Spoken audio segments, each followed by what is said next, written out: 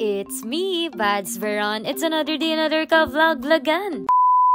For today's ganap mga kabads, isi-share ko sa inyo ang My Life as a Tutor. Kapag Sabado at Linggo naman, ang trabaho ko ay bilang isang tutor. Karamihan sa mga tinututor ko ay pagbabasa. Kapag magaling nang magbasa, ay tinuturuan ko na rin sa ibang subject. Sobrang laki rin ang naitulong sa akin ng pag-tutor ko. Dahil nga simula nung nag-review ako para sa LET ay hindi na ako naghanap ng trabaho. Pero napakagaling talaga ni Lord dahil nga dito ay nababayaran ko kung ano ang mga dapat kong bayaran at nabibili ko ang mga dapat bilhin. Pagkatapos ko nga mag-tutor, dumiretso naman ako sa butika at nagtatanong nga ako kung may lactazine sila para sa pimples. Sa totoo lang, alam ko talagang sa Watson lang nakakabili neto, pero ewan ko ba kay Bads Neil. Sunod na pinuntahan ko nga itong grocery para makabili naman ako ng kape at ng Fit and Right dahil nga ubos na. Diyos me, nagtrabaho nga ako, nag-tutor nga ako para naman may pambili ako netong Fit and Right. Sa totoo lang, abonado pa ako sa sweldo ko sa araw nito sa mga binili ko.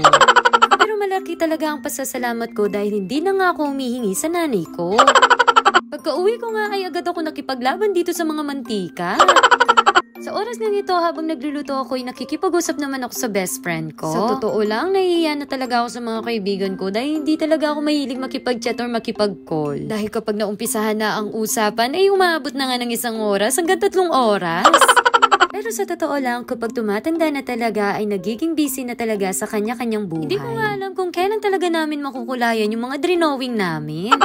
Hindi ko alam pero para sa akin, mas gusto ko talagang personal kami yung mga nagkikita-kita at nag-uusap-usap. Bukod sa mahina talaga ang signal ay hindi ko maintindihan ng chismis.